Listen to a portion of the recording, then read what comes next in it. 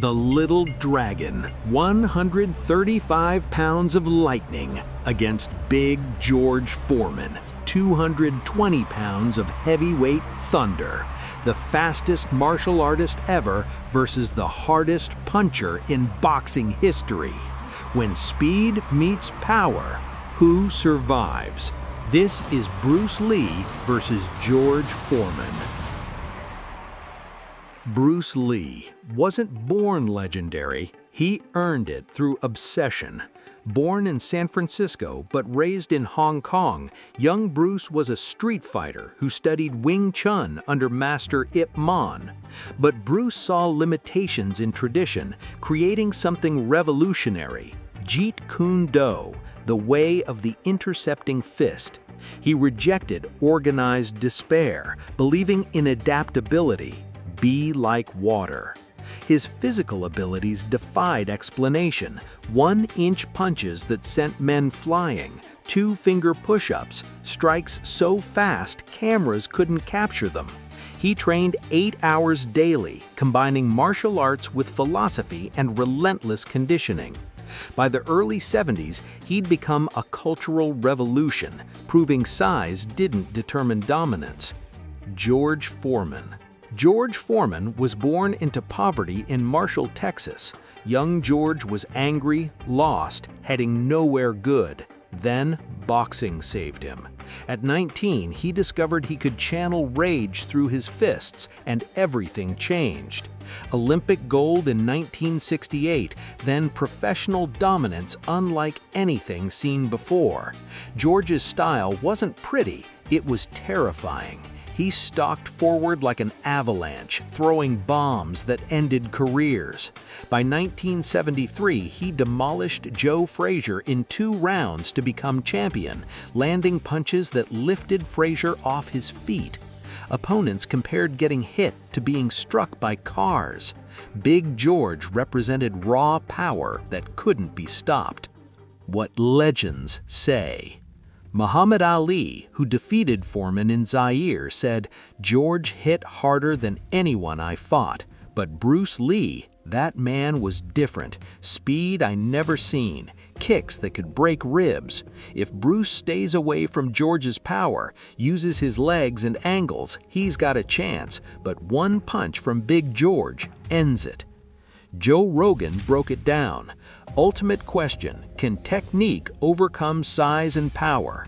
Bruce at 135 fighting George at 220 is insane. But Bruce's speed was superhuman. His kicks were weapons George never trained to defend. If Bruce can use mobility and leg attacks, it's a different fight. Teddy Atlas added, "Foreman's the most dangerous puncher in history. Bruce is the most complete martial artist ever. If George lands clean, fight's over. If Bruce stays mobile and attacks the legs, he controls it." How did Bruce Lee prepare for a fight? Bruce's training was scientific obsession. Dawn road work for cardio, then cross-training before it existed, weights, Western boxing footwork, fencing's distance management. His heavy bag work was legendary, drilling the 1-inch punch that generated knockout power from impossible distances. For Foreman, Bruce would study George's knockouts obsessively, noting patterns. He'd drill leg kicks specifically, chopping down George's foundation. Bruce would work in and out movement, never staying in Foreman's power range, using side kicks to maintain distance. He'd condition his shins for kicking someone George's size and prepare mentally to frustrate a man used to quick finishes. How did George Foreman prepare for a fight? George's training was brutally simple. Hit things hard, often. Road work at dawn, then destroying heavy bags. He'd tear through 3 or 4 bags per camp, his power literally ripping them from chains. Sparring partners wore extra protection. George didn't pull punches. For Bruce, George would practice cutting the ring, forcing him into corners. He'd drill against smaller, faster opponents, adjusting timing. George would work body shots, knowing headhunting against Bruce's speed was futile. His strategy, walk forward, take whatever Bruce threw, land one clean shot. That's all Big George ever needed. Analysis. Bruce Lee at 5'7", 135 pounds was pure efficiency. Zero body fat, superhuman flexibility. Speed clocked faster than professional boxers. His kicks generated power defying his weight, and his conditioning was endless. George Foreman stood 6'3", 220 pounds of devastating power. 78-inch reach created massive advantage. His punching power measured among the highest ever recorded. His chin was granite. George outweighed Bruce by 85 pounds, but Bruce possessed weapons George never faced. Kicks to legs, knees, body from angles boxing didn't address. Bruce's speed made him nearly impossible to hit clean, while George's power made any connection catastrophic. Mentally, Bruce fought with absolute confidence from creating his own system. He believed in adaptability, attacking weakness instantly. George fought with quiet menace, patient and willing to absorb punishment to land his finish. Arena and fighting rules. Madison Square Garden, neutral ground. Modified rules. Standard boxing ring, but Bruce can use kicks and knees. No grappling. This stays standing.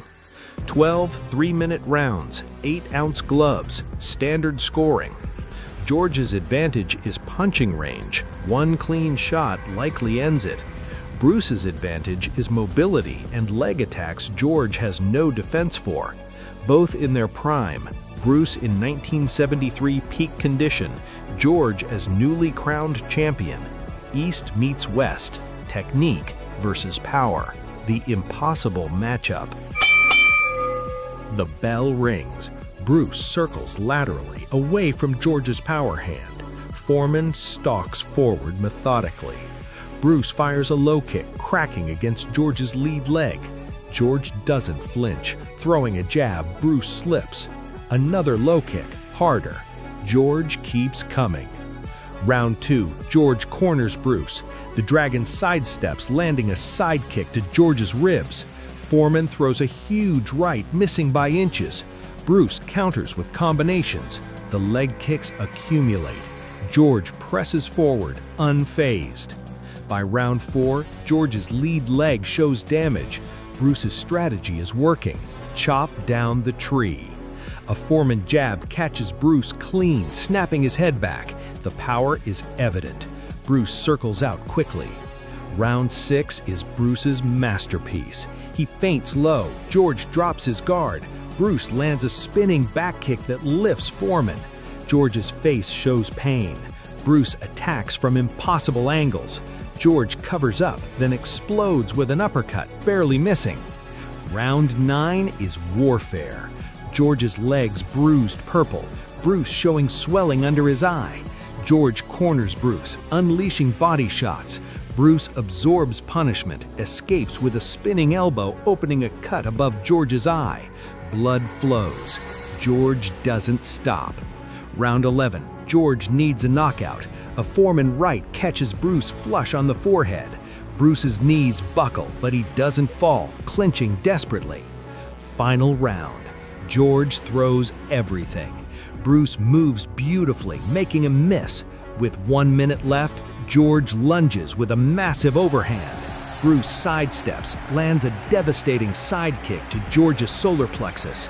Foreman drops to one knee for the first time ever. George rises at 8, but his legs are dead. Bruce attacks with a final combination. Low kick, spinning back fist, jumping side kick, catching George's jaw. Foreman goes down hard. He can't beat the count. The referee waves it off at 2:41 of round 12. It's over.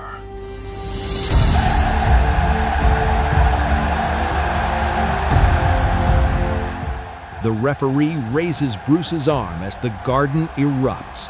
Bruce immediately goes to George, extending his hand with deep respect. Foreman, despite the loss, grips it firmly and nods. Bruce is humble. George Foreman is the most powerful fighter I ever faced. But power without ability to land is just potential. I used what he couldn't defend, my legs, my speed. Tonight, water defeated stone. Foreman offers rare praise. Never fought anyone like him. Those leg kicks, I trained for punches, not that. He's faster than anything I've seen. He earned it. Respect. The victory proves Bruce's philosophy. Style, not size, determines outcome. Adaptability and weapons your opponent isn't prepared for can overcome devastating power. Bruce Lee versus George Foreman, 12 rounds of speed against thunder. The Dragon takes victory through strategy and weapons Big George never faced. What's your take? Did we capture both legends? Drop your thoughts below.